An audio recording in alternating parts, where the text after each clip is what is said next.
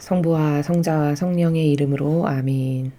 하늘을 우러러 사랑하올 하느님 아버지 뜻 안에서 예수님과 어머니 하나 되신 성심의 용해되어 기도드립니다. 아버지, 저희들이 지난날 아버지께 순종하지 못하고 가르쳐 주시는 이 참된 진실과 사실을 깨닫지 못하여 변절된 아버지의 뜻을 행하지 않는 그런 제도와 전통의 하나됨으로써 수백 년, 아니 수천 년 이상을 매일같이 모욕과 역경을 드려 죄송합니다. 또한 자원한 봉사자로서 예수님과 어머니의 모범과 정신과 가르침을 담지 못하고 역겨운 인간의 자아나 따르며 가장 커다란 못을 늘 아버지의 심장에 박아들이며 그래서 아버지께 깊은 실망만을 드린 수많은 죄악을 또한 회개하고 뉘우치고 반성합니다. 사랑하는 아버지, 저희들을 불쌍히 여겨주시옵소서. 배우지 못하고 듣지 못하고 그리하여 깨닫지 못해 저희들은 아버지께 사랑을 드리기는커녕 오히려 아버지의 뜻을 거스르는 세력과 하나 되어 많은 죄악을 저지르며 살았습니다. 부디 용서하여 주시옵소서. 이제 아버지의 놀라우신 은총과 사랑으로 진리를 배워가며 어떤 것이 아버지의 뜻을 들어드리며 기쁘게 해드리는 사실이고 진실인지를 점점 깨닫고 있습니다. 그것이 저희들의 사고방식이 되게 하여 주시고 그리고 그것이 마땅히 따라야 될 당연한 질서라고 대한민국에 살아가는 모든 국민이 깨닫고 발견하게 하셔서 지난날 끊임없이 아버지께 실망과 모욕만을 드렸던 그 모든 크나큰 죄악을 이 대한민국에 살아가는 모든 국민이 올바른 배상과 보속을 드리는 영혼들로 다시 태어날 수 있도록 자비를 베풀어 주시옵소서. 사랑하는 아버지, 많은 기회를 주시며 기다려주시고 인내하시는 사랑에 진심으로 감사드립니다. 아버지께 기쁨만을 드리는 존재들이 될 수 있도록 저희들 그리고 특히 이 강의를 듣는 아버지께서 사랑하시는 자녀들을 축복하여 주시옵소서. 이 모든 기도 우리 주 예수 그리스도의 이름으로 기도드리나이다. 아멘. 성부와 성자와 성령의 이름으로 아멘. 안녕하십니까? 하느님의 뜻 선교회 윤피아수녀입니다. 자, 오늘도 하느님 아버지께서 성경을 통해서 우리들에게 가르쳐 주시는 이 아름다운 진리의 세계를 여러분들과 함께 학습해 보도록 하겠습니다. 2021년 3월 2일 사순 제2주간 화요일입니다. 제1독서 이사야서 1장 10절, 16절에서 20절까지의 말씀입니다. 소돔의 지도자들아, 주님의 말씀을 들어라. 고모라의 백성들아, 우리 하느님의 가르침에 귀를 기울여라. 너희 자신을 씻어 깨끗이 하여라. 내 눈앞에서 너희의 악한 행실들을 치워버려라. 악행을 멈추고 선행을 배워라. 공정을 추구하고 억압받는 이를 보살펴라. 고아의 권리를 되찾아주고 과부를 두둔해 주어라. 주님께서 말씀하신다. 오너라, 우리 시비를 가려보자. 너희의 죄가 진홍빛 같아도 눈같이 희어지고 다온같이 붉어도 양털같이 되리라. 너희가 기꺼이 순종하면 이 땅에 좋은 소출을 먹게 되리라. 그러나 너희가 마다하고 거스르면 칼날에 먹히리라. 주님께서 친히 말씀하셨다. 주님의 말씀입니다. 하느님 감사합니다.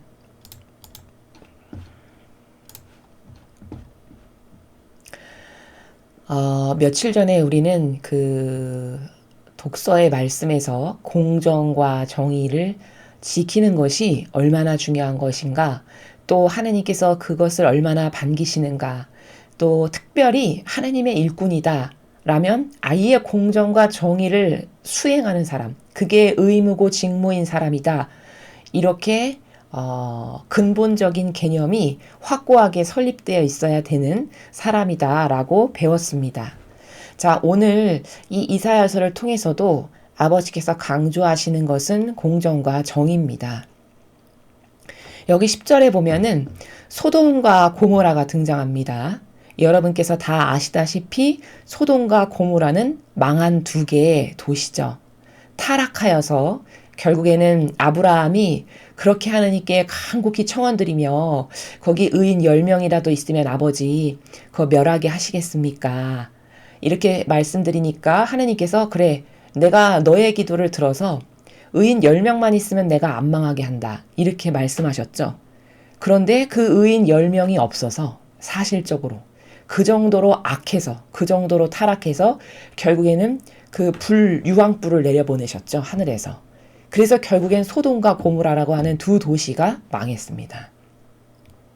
자, 우리는 어떤 성경에서 아버지께서 어떤 결정을 하셔서 결과가 있을 때 왜 그런 일이 발생했고 그 당시에 이 두 도시는 왜 망했나? 원인이 무엇인가? 이것을 분석해서 이 시대에도 그렇게 소돔과 고모라와 같이 똑같은 행실을 반복하면 아버지께서는 그걸 멸망케 하실 수밖에 없구나 라고 하는 아버지의 그 다스림의 원리를 반드시 잘 깨달아야 합니다. 성경을 배우는 이유는, 즉 진리를 배우는 이유는 물론 이루 헤아릴 수 없이 많은 효용과 가치들로 가득하지만 그 많은 효용과 가치 중에 하나를 말씀드리자면 아버지께서 어떻게 다스리시는가라고 하는 원리를 배우기 위해서입니다. 구약과 신약을 통틀어 그리고 이 시대에 주시는 특별한 말씀들을 통틀으면 그것을 자세히 읽고 공부하고 아버지의 은총을 청원드리면서 발견하고 깨닫다 보면 아버지는 항상 같은 원리에서 다스리십니다. 그러니까 구약에는 이렇게 하셨는데 신약에는 마음이 바뀌셔서 확 다르게 하시고 이런 분이 아니시라는 겁니다. 왜냐하면 아버지는 완벽하시고 모든 면에 있어서 한치의 오차가 없이 퍼펙트한 분이시기 때문에 구약의 이러한 상황에서 그들이 이렇게 망했다라고 하는 어떤 사실적 팩트가 있으면 그것이 모든 시대에 공통적으로 적용된다는 겁니다. 그러면 소돔과 고모라가 망했다면 왜 망했는가를 분석하고 저렇게 하느님의 뜻을 거슬러서 악행만을 저지르게 되면 그러면 망할 수밖에 없구나. 그러니 우리는 뭐가 달라져야 될까? 무엇을 고쳐야 될까? 어떻게 올바르게 반영을 해야 될까? 이것을 생각하는 것이 성경을 배우는 수많은 효용과 가치와 목적들 중에 하나다라는 겁니다. 자, 소돔과 고모라가 결국에는 망했어요. 아브라함이 그토록 애원을 했는데도 불구하고. 그럼 망한 것에는 이유가 있습니다. 악한 행실들, 여기 보이시죠? 16절에. 선행을 하지 않고 악한 행실을 했다라는 것이죠. 그럼 악한 행실을 하지 않고 선행을 해야 된다는 건 뭘까? 공정을 추구하라는 겁니다. 억압받는 이를 보살피라는 겁니다. 자, 그럼 억압받는 이가 도대체 누군가요? 이 성경에 나오는 내용은 여러분께서 항상 제가 그 예전에 말씀드렸지만 본질의 나라를 말씀하시는 것이기 때문에 이걸 겉에 드러나는 피상과 형상적인 나라에서 들으시면 절대 올바르게 이해할 수 없다는 것을 반드시 명심하셔야 됩니다. 예수님이 말씀하시는 내용을 하나하나 잘 보면 그것은 다 본질의 나라, 즉 신적인 그 원리적 나라에서 말씀을 하시는 것이지 그게 겉으로 드러나는 형상과 피상적인 것을 두고 말씀하시는 게 아니라는 겁니다. 예를 들면 자, 네 눈이 죄를 짓거든 네 눈을 뽑아버려라. 이런 말씀이 있습니다.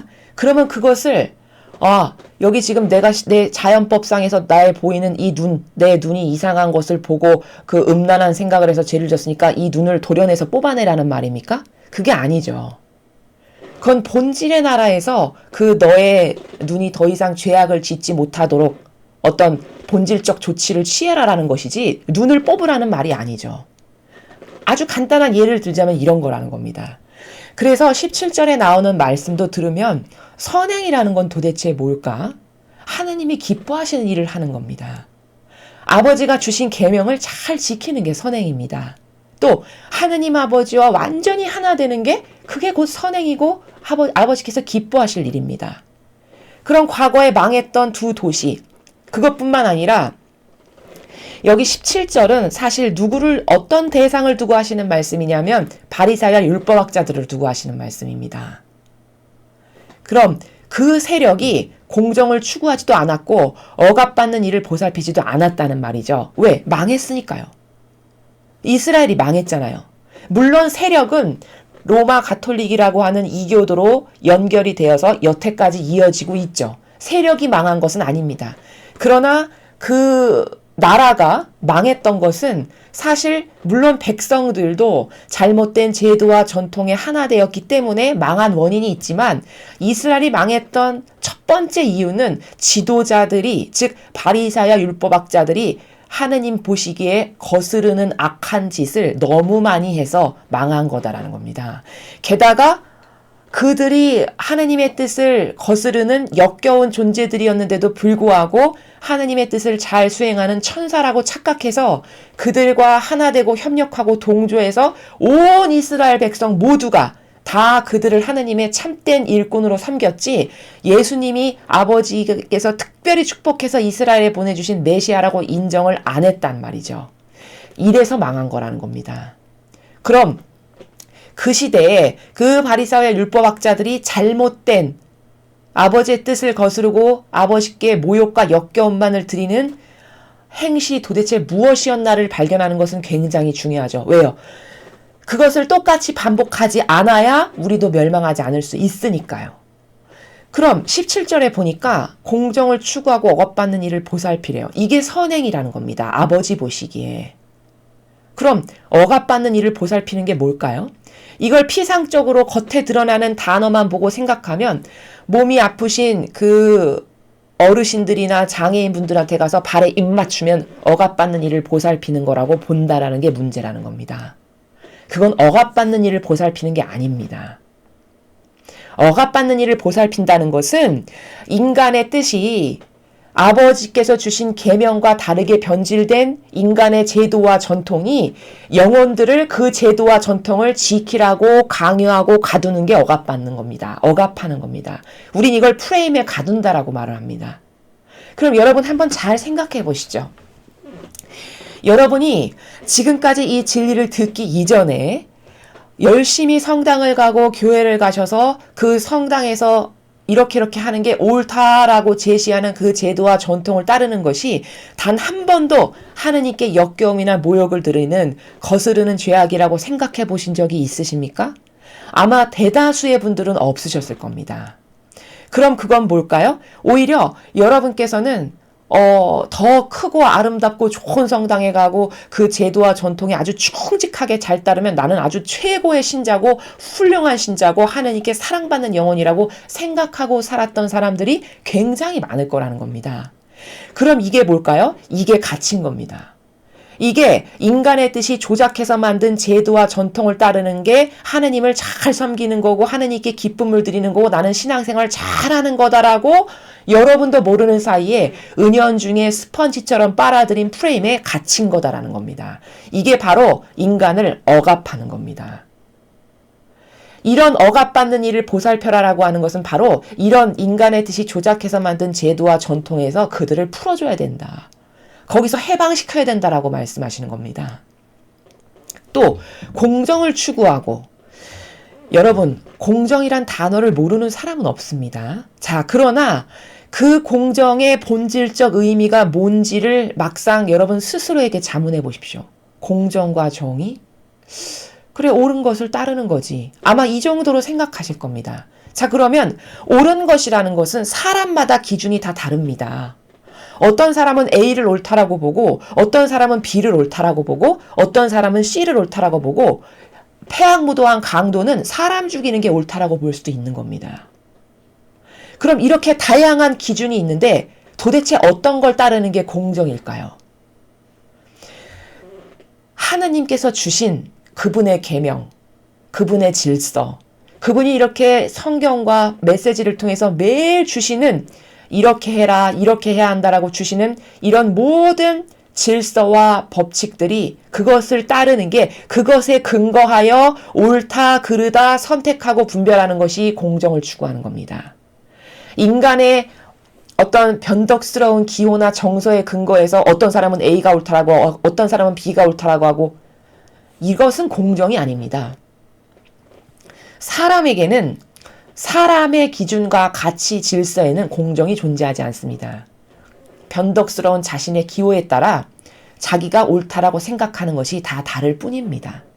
그러니 인간의 뜻에는 그 인간의 뜻을 따르는 것은 끊임없이 악을 저지르는 굴레 안에서 다람쥐 쳇바퀴 돌듯이 반복할 뿐인 겁니다.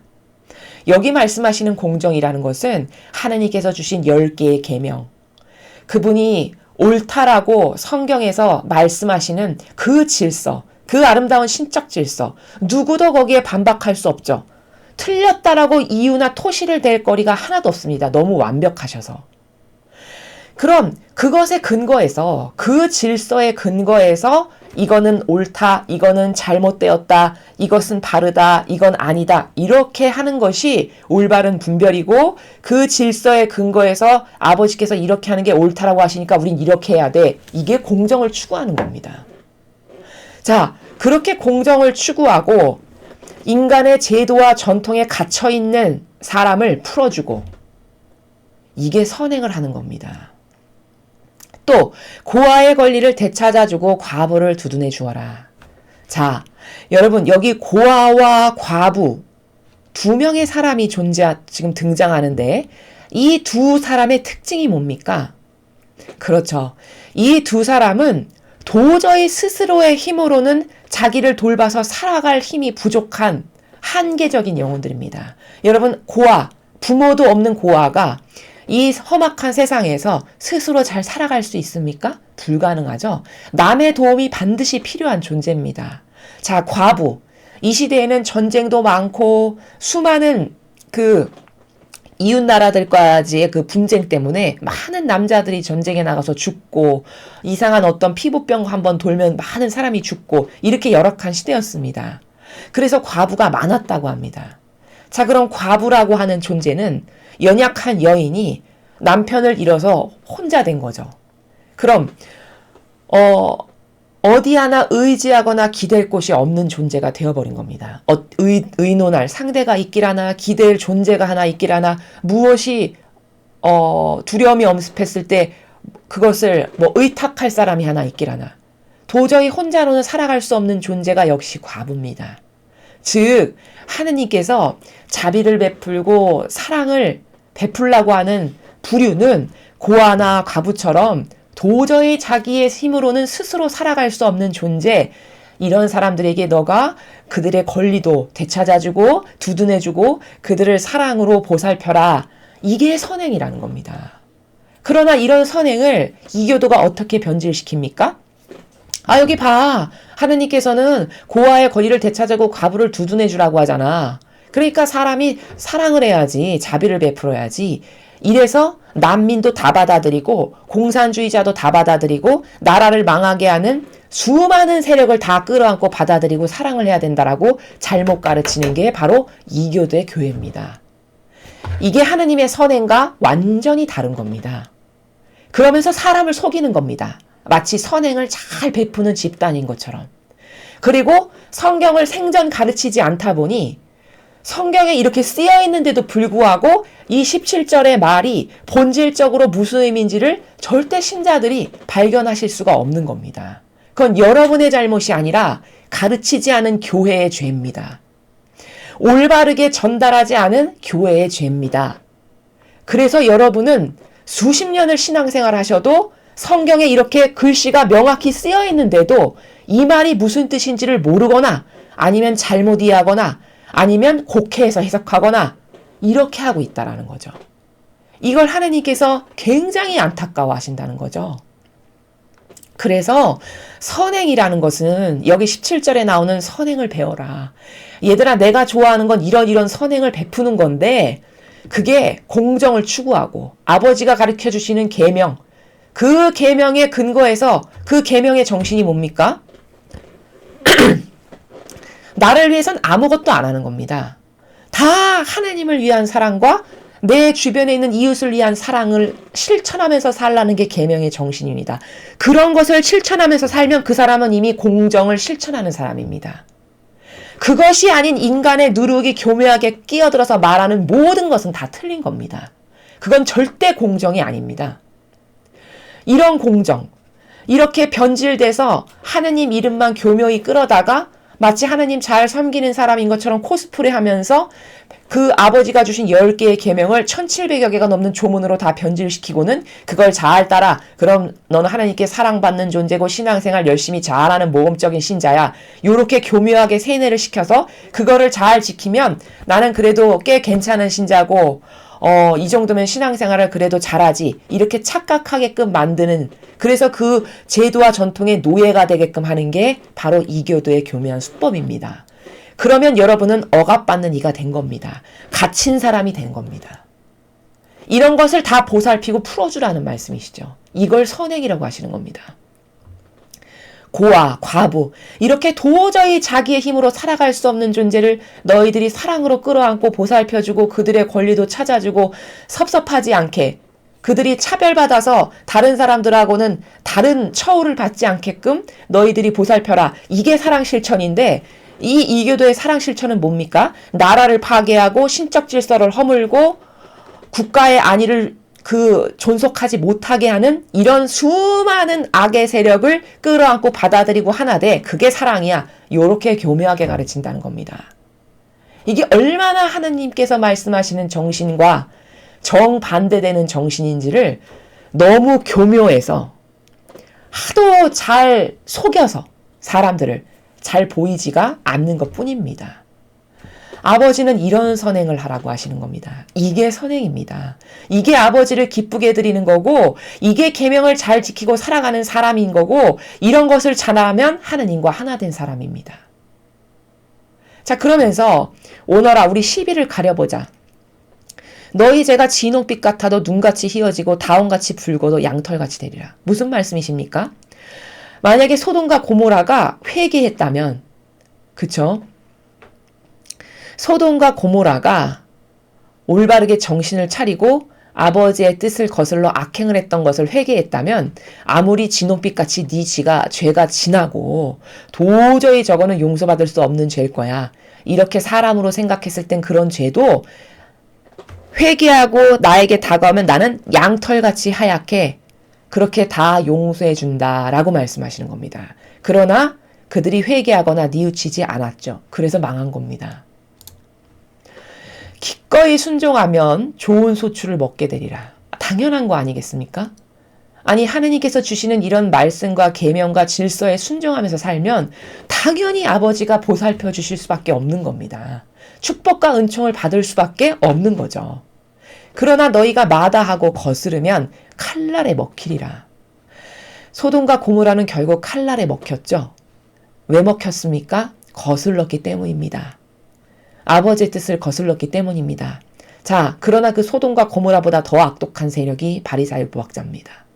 차라리 소돔과 고모라의 악행은 겉으로 드러나기라도 하죠. 바리사 율법학자의 악행은 겉으로 드러나지도 않습니다.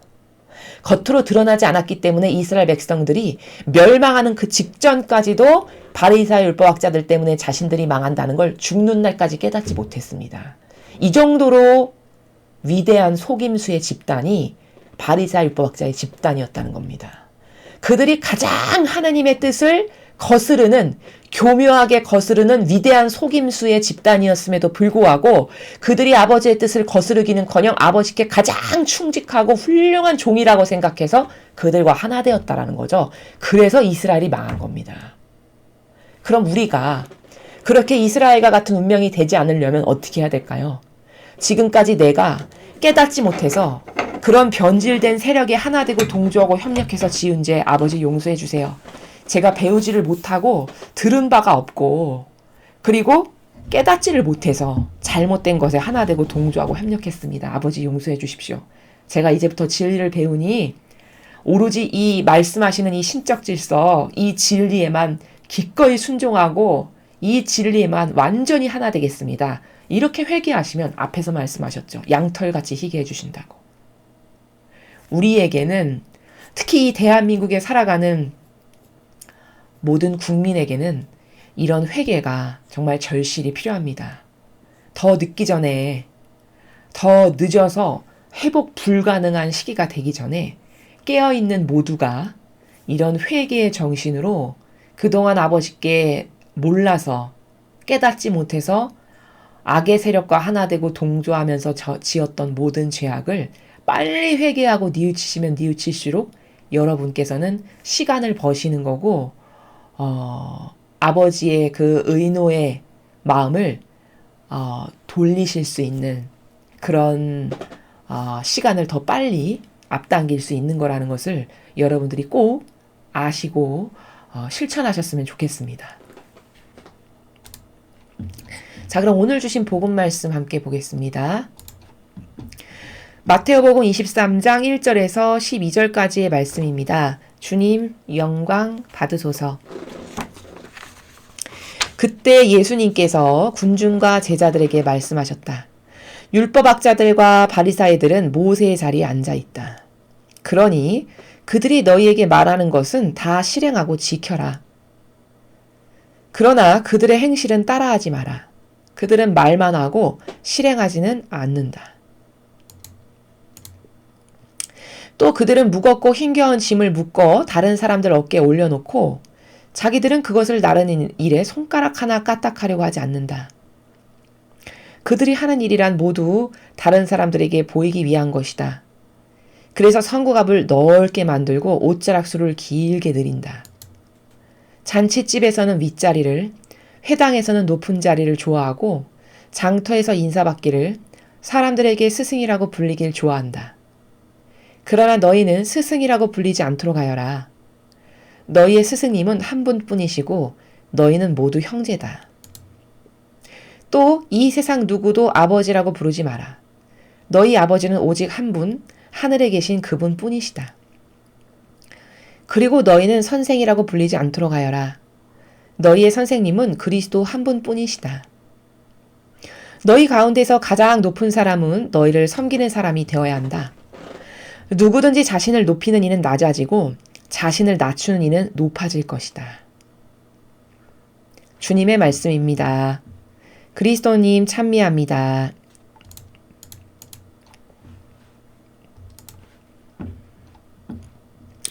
자, 제자들에게 하나님의 일꾼이 너희가 되려고 이제 이렇게 훈련을 받고 하고 있잖니? 그럼 너희는 앞으로 이런 정신으로 살아야 된다라고 지금 가르쳐 주시는 겁니다. 그럼 이건 제자들에게 말씀하셨다는 것은 곧 누구에게 하고 어떤 사람을 대상으로 말씀하시는 거냐? 교회에 하나님의 일꾼이라고 해서 자원하여 들어온 사람들에게 말씀하시는 거다. 이렇게 보는 것이 옳은 관점입니다. 그럼 오늘 말씀하신 이렇게 너가 제자라면 하나님의 일꾼이라면 너는 이렇게 살아야 된다라고 하시는 이 말씀에서 벗어났다. 그럼 이건 다 틀린 거죠. 예수님이 주신 말씀이시니까 다 잘못된 겁니다. 자, 율법학자와 바리사이들이 모세의 자리에 앉아 있대요. 그런 어떤 지도자, 리더의 자리에 앉아 있다는 거죠. 율법학자, 바리사이들이. 그러니까 그들이 말하는 것은 다 실행하고 지켜라. 이거는 왜 이렇게 말씀하시는 거냐? 그들이 하는 게 옳아서가 아닙니다. 맞아서 인정하시는 게 아닙니다. 이거는 이런 교회 이렇게 변질됐잖아요. 근데 이런 교회마저도 아직까지는 존중을 하시는 겁니다. 예수님께서. 아직까지는 이걸 배척해서 완전히 내가 망하게 해야 되겠다. 이렇게 결정을 아직 하신 상태가 아니에요. 여기까지 아직 지금 이 순간까지는 이걸 내가 이건 도저히 불가능해. 얘네들한테서 열쇠를 되돌려야 되겠다. 예를 들어 그렇게 했다면 이렇게 말씀을 하시지 않았겠죠. 그러나 이때까지는 얘네 안 되겠다. 이제 망하게 해야지 도저히 답이 없어. 이렇게 결정하시지 아직 않았기 때문에 그나마 이렇게 변질되었는데도 존중을 하시는 모습을 볼 수 있습니다. 즉 아직까지는 이 교회를 배척하지 않으셨기 때문에 이렇게 말씀하시는 것이지 이게 옳고 맞아서 이런 말씀을 하시는 게 아니라는 걸 여러분이 올바르게 인식하셔야 됩니다. 그러면서 덧붙이시잖아요. 그치만 행실은 따라하지 마라. 왜? 행실은 다 틀렸으니까. 말하는 것은 실행하고 지키래요. 즉 말은 다 하느님의 법을 이렇게 하십시오, 이렇게 하십시오, 이렇게 하십시오 이런 이야기를 하는 거예요. 자신들이 율법에 따르면 이런 게 옳습니다, 이런 게 옳습니다 이런 말을 하잖아요. 그래 그런 것은 지켜라. 그들이 말하는 건. 근데 그들의 행실은 똑같이 하면 안 된다. 왜? 말만 그렇게 하고 행실은 안 하는 사람들이니까. 말은 번지르르하게 그럴듯하게 하지만 행동도 그렇게 하는 사람이 아니라는 걸 왜 모르시겠어요? 그렇죠? 그러니까 행동은 절대 따라하지 마라. 왜? 겉과 속이 다른 위선자니까. 이렇게 말만 하고 실행은 안 한다. 이렇게 말씀하시잖아요. 여기. 그러면서 그들의 위선적인 행위를 하나하나 다 분석하십니다. 일일이. 개념적으로 알려주시는 거예요. 깨달을 수 있고 발견할 수 있게끔. 세세하게 하나씩 가르쳐 주시죠. 어떤 게 위선자적인 행태인지를. 4번, 5번. 왜 위선자인지를 다 말씀하시는 거예요.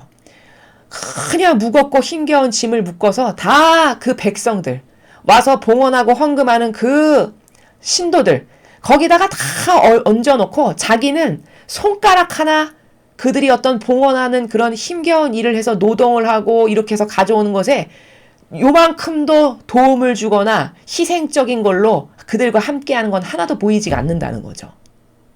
그리고 순전히 하는 일이라는 건 뭐죠? 다 보이기 위한 거. 여기 핵심이 바로 보이기 위한 것이라는 겁니다. 여러분 이 말 굉장히 중요합니다. 보이기 위한 것.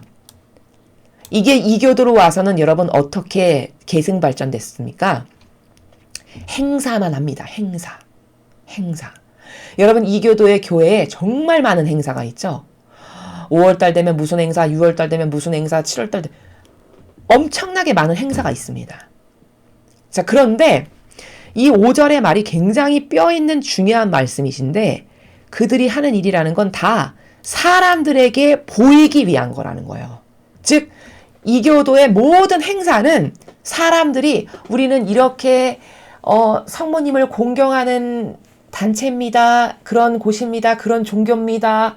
이렇게 보이기 위한 행사를 합니다. 자, 그러면 그게 겉과 속이 일치하려면 성모님이 어떤 분이시고 왜 위대하시고 우리는 어떤 점을 공경하고 사랑해야 되고 그러니까 성모님의 그 자녀로서 우리는 무엇이 달라져야 되고 이렇게 성모님에 대해서 디테일하고 자세하게 하나하나 다 가르쳐주고 전달해서 자녀들이 그런 성모님을 너무 닮고 싶다.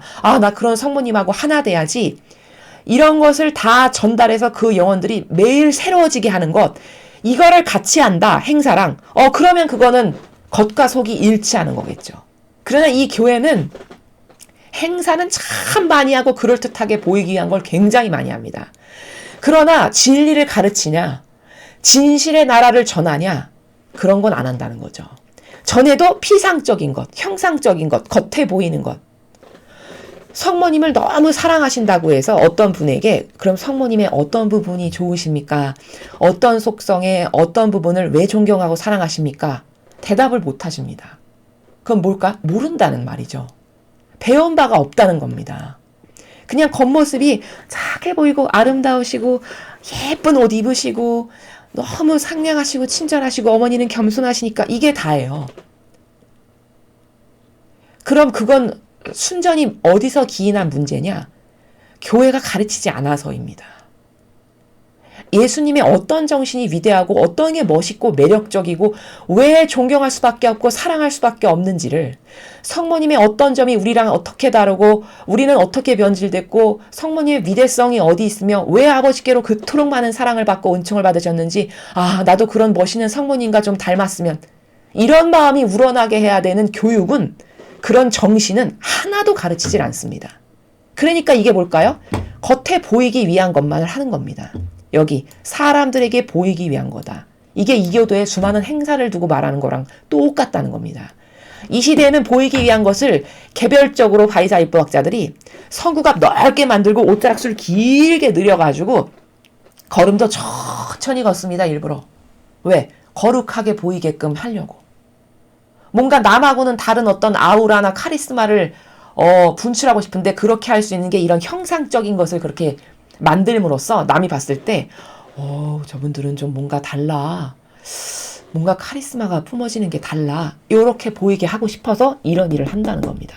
그럼 속도 그러냐? 속도 일치하면 괜찮겠죠. 그러나 속은 다 도둑과 강도라고 예수님이 말씀하셨어요. 다 양들의 젖을 짜서 먹고 양 옷을 갈취해서 자기가 옷에 입는 존재라고 예수님이 말씀하셨잖아요.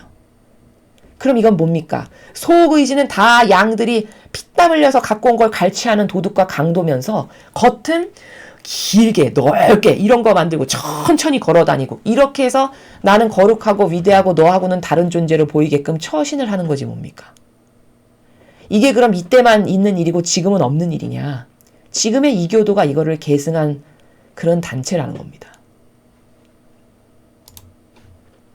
계속해서 위선자적인 그 행태를 하나하나 낱낱이 이야기하시는 거예요. 잔치집에 가면 윗자리 좋아하고 회당 가면 무조건 높은 자리는 다 내 거. 장터에서 가도 인사받기 좋아하고 사람들에게 스승이라 불리기를 좋아하고 그러나 너희는 스승이라고 불리지 않도록 하여라. 너희 스승님은 한 분뿐이시고 너희는 모두 형제다. 자, 여기 분명히 스승으로 불리지 않도록 해라. 너희 모두는 형제다. 이렇게 말씀하셨어요. 그럼 이 형제다라고 하시는 나라는 어떤 나라냐? 서로 존중의 관계를 하면 된다는 거예요. 눈은 눈으로서, 코는 코로서, 입은 입으로서의 역할이 다 다른 것 뿐입니다. 그쵸? 사제는 사제의 역할을 충실히 하면 되는 겁니다. 수도자는 수도자의 역할을 충실히 하면 되는 겁니다. 성도들은 성도들의 역할을 충실히 하면 되는 겁니다. 거기 위아래 상하에 위계질서의 직급이 있는 게 아니라는 거죠. 모두가 수평을 이루는 교회라고 말은 잘합니다. 이 교도가. 그럼 진실도 그러냐? 사실도 여러분 성당에 가면 나이 지긋하신 어머님, 아버님, 할머님, 할아버님께서 먼저 사제에게 인사합니다. 허리 90도로 굽히시면서. 그렇죠. 항상 어머님, 아버님들이 자기 손자뻘 되시는 아들뻘 되시는 그 젊은 사제한테도 항상 90도로 먼저 인사하십니다. 이건 존중을 이루는 수평적 관계가 아닙니다. 그리고 그런 인사받는 걸 당연하게 생각합니다. 그들이 선물 받는 거, 어떤 자기에게 무언가를 신자들께서 가져와서 주시는 거, 그걸 당연히 여깁니다.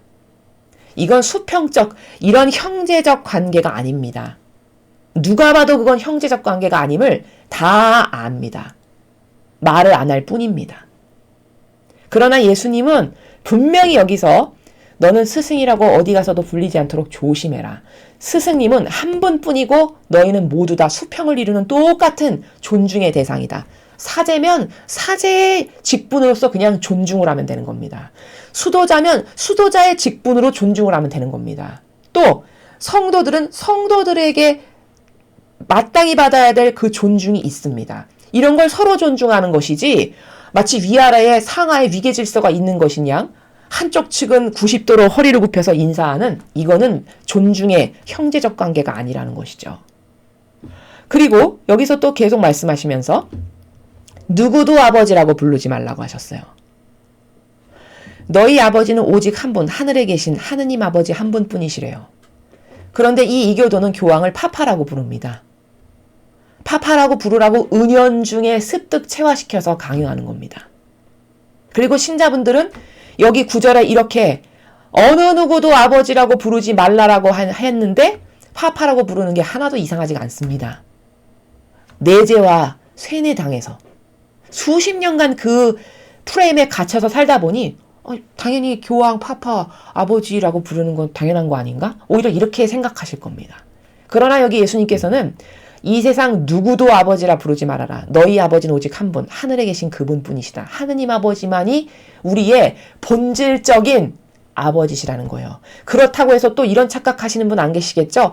나의 육적 아버지도 그럼 아버지라고 부르면 안 되라는 말인가? 그런 말이 아니죠. 늘 말씀드리지만 이건 본질의 나라를 말씀하시는 겁니다. 네가 너의 영혼을 창조하신 그 존중과 사랑을 드려야 되는 본질의 너의 아버지는 하느님 한 분뿐이시다. 그런데 그 존중과 사랑과 공경의 마음을 인간, 교황에게도 사람들은 다 똑같이 하죠. 이게 뭘까? 이게 9절에 예수님께서 말씀하시는 오로지 아버지만이 아버지라고 불리셔야 될 그 마땅히 받으셔야 될 권리, 그걸 박탈해 간 겁니다. 악이. 박탈하는 겁니다. 그걸 모르는 거죠. 그리고 너희는 선생이라고 불리지 않도록 해라. 너희 선생님은 그리스도 한 분뿐이시다. 선생님은 그리스도이신 예수 그리스도 한 분뿐이시래요. 근데 실상은 어떻습니까? 성당에 가면 당연히 선생이고 스승이고 파파인 게 너무나 당연합니다. 이 이교도의 교회는. 그 사제직이. 여기 분명히 이렇게 불리면 안 된다라고 써놨는데도 불구하고. 그럼 성경은 있으나 마나한 거죠. 그렇죠? 아니 성경에 버젓이 쓰여 있는데 안 지키잖아요. 가르치지도 않습니다. 폐기 처분한 거랑 똑같아요. 그럼 성경이 있으나 마나한 거죠. 아버지는 이렇게 모욕을 당하시는 겁니다. 매일 짓밟히세요. 아버지의 말씀이 이렇게 짓밟힘을 당하는 겁니다. 있으나 마나한 게 짓밟힘을 당하는 거지 뭡니까? 여러분 생각해 보십시오. 집안에 어른이 계신데 할머니 할아버지가 계신데 자녀들 아무도 할머니 할아버지한테 인사를 드리거나 아침에 출근을 하거나 저녁에 퇴근을 해서 다녀왔습니다. 어머니 다녀왔습니다. 아버지 이런 인사를 안 한다. 그럼 그게 짓밟는 거죠. 그 권리를 존중하지 않음으로써 모욕을 주는 거고 짓밟는 겁니다. 똑같은 거지 뭡니까? 똑같은 겁니다. 어른을 마땅히 어른이 받으셔야 될 공경과 사랑이 있습니다. 어른은. 부모님은 마땅히 부모님이 받으셔야 될 사랑과 공경이 존재해요. 그걸 당연히 받아야 되고 자녀된 도리는 그 공경과 사랑을 드려야 되는 게 인간된 도리입니다. 인간 세상사에서도. 그럼 하느님께는 어떻게 해야 될까요? 인간 세상사도 그럴진데 하느님께는 더 완벽하게 더 서운하심 없게 어떻게 하면 아버지께서 여태까지 상처받으신 마음의 그 상처를 내가 좀 돌려드릴까? 이렇게 생각하는 게 정상적인 사고방식입니다. 그러나 이렇게 성경이 있는데도 불구하고 가르치질 않고 전하질 않아요. 그래서 아무도 파파라고 부르는 게 이상하지가 않습니다. 아무도 선생으로 아버지로 스승으로 그렇게 사제를 떠받들면서 왕처럼 섬겨도 하나도 이상하게 여기지를 않습니다. 9절과 10절에 있는 나라에 정반대되는데도 불구하고. 그럼 이건 뭘까요? 성경이 폐기 처분된 거죠. 있으나 마나한 거랑 똑같은 겁니다. 이렇게 모욕을 당하시는 거예요. 아버지께서 사실적으로. 마치 집안에 어른이 계시지만 생전가야 인사 안 하고 한번 들여다보지도 않고 자녀들이 휙휙 지나가면 그것 자체가 모욕이죠. 그것 자체가 역겨움을 드리는 행위죠. 그거랑 똑같은 거라는 겁니다. 너희 가운데서 가장 높은 사람은 너희를 섬기는 사람이 되어야 한다. 누구든지 자신을 높이는 이는 낮아지고 자신을 낮추는 이는 높아질 것이다. 자, 네가 진짜 높은 사람이야. 네가 진짜 훌륭한 사람이 되기를 바래. 그러면 너는 섬기는 사람이 돼야 된다. 섬긴다는 게 도대체 뭘까요? 여러분 섬긴다는 것도 오해를 하시면 안 되는 게 생일날 그지 8명 불러가지고 밥 같이 먹는 게 섬기는 게 아닙니다. 장애인, 몸 아프신, 불편하신 분한테 가서 발에다가 입맞춤 깊게 하는 게 섬기는 게 아닙니다. 근데 사람들은 거지 8명 불러서 밥 같이 먹고 그런 몸이 불편하신 분들의 발에 입맞춤하고 쬐끄만 경차탄이고 이러면은 섬기는 사람이라고 훌륭하신 분이야. 역시 저런 어르신은 없어. 이렇게 얘기합니다. 여러분 섬긴다는 게 뭐냐? 본질의 나라에서 보셔야 한다고 말씀을 드렸죠? 섬긴다는 건 그 영혼이 어떻게 하면 본연의 자기를 찾아서 아버지께서 창조하신 그 본연의 모습을 찾아서 발견해서 그래서 아버지께 더 가까이 다가갈 수 있게 어떻게 하면 예수님과 어머니를 더 많이 닮아서 예수님과 어머니로부터 많은 사랑을 받고 은총을 받고 그 분들과 같은 희생을 사랑하고 고통과 극기를 사랑하는 영혼으로서 아름답게 만들기 위해서 그 영혼이 좋아지는 일이라면 내가 무엇이든지 희생을 마다하지 않고 그 영혼이 좋아지기 위해서 많은 고통을 인내하고 감수하면서 그 영혼에게 도움을 주는 것, 이게 섬기는 겁니다. 이게 섬기는 사람이 되라고 하신 예수님의 말씀이 바로 그런 겁니다. 즉 영혼을 돌보라는 겁니다. 영혼을. 그럼 이 이교도에 과연 어떤 직분이 오늘날 영혼을 돌봅니까?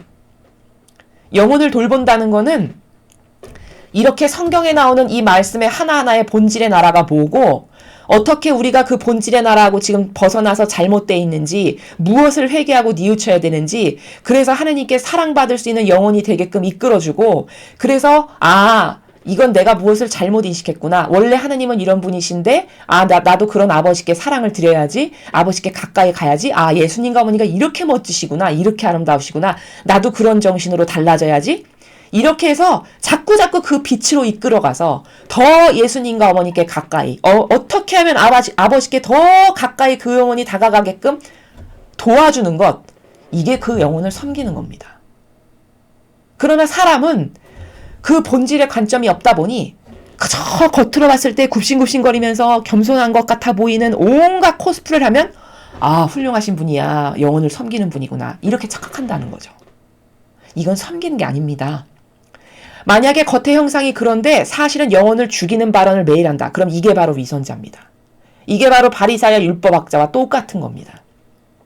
이걸 아버지께서는 마라나타 메시지에서 뭐라고 하셨냐? 영혼 암살자, 영혼 도살장이라고 하셨습니다. 이런 집단을. 그들은 영혼 암살자다. 영혼 도살장이다. 이렇게 말씀하셨습니다. 얼마나 무서운 말인지 아시겠습니까? 겉과 속이 다른 것을 분별할 수 없다? 이것처럼 비참한 건 없는 겁니다. 왜? 한평생 속을 테니까요. 여러분 가장 화가 나는 게 뭐죠?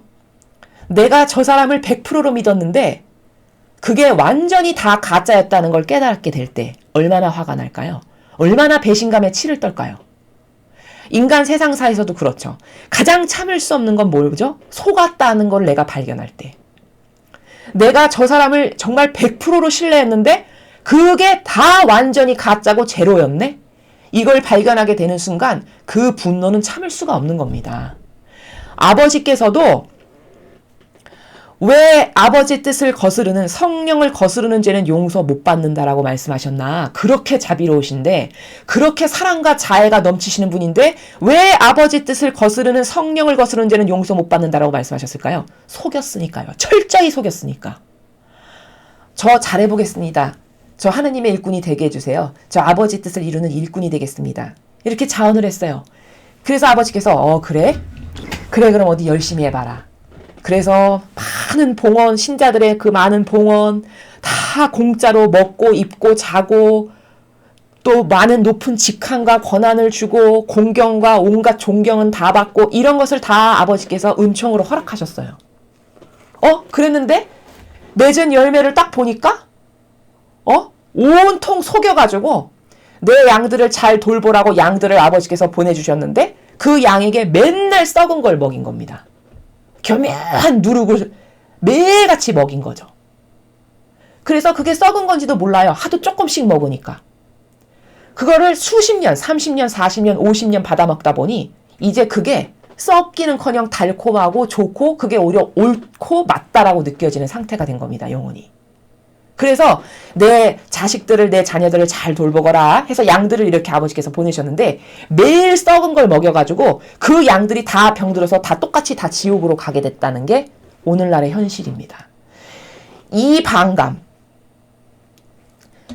이렇게 아버지의 뜻을 잘해보겠다라고 해서 모든 것을 다 주셨는데 그 오히려 아버지의 뜻을 가로막는 세력으로 변질이 됐네.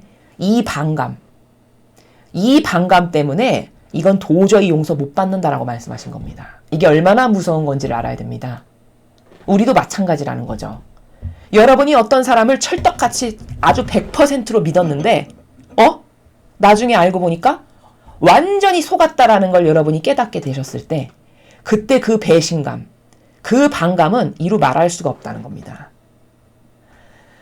그것을 이 세상에서라도 그나마 깨달았으면 그건 천운이고 행운입니다. 왜? 이제 반복을 안 할 거니까.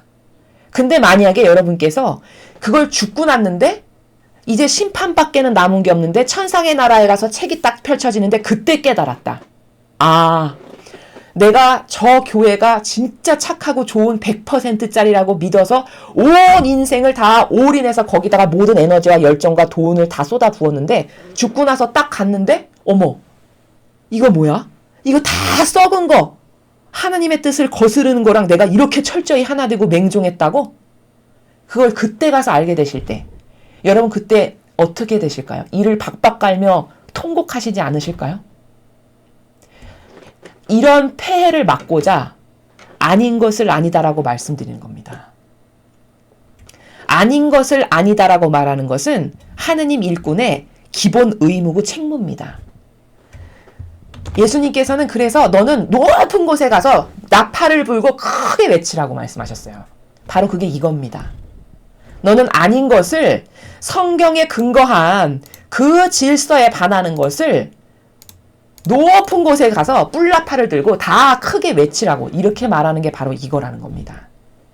아닌 것을 아니라고 말할 수 있는 용기. 그게 이 이교도에 있나요? 여러분 보셨습니까? 왜 안 할까요? 보신주의자니까요. 그런 말을 했다간 쫓겨나고 살아갈 수가 없으니까요. 이 교묘한 속임수, 이 악독한 속임수에 더 이상 속아서는 안 됩니다.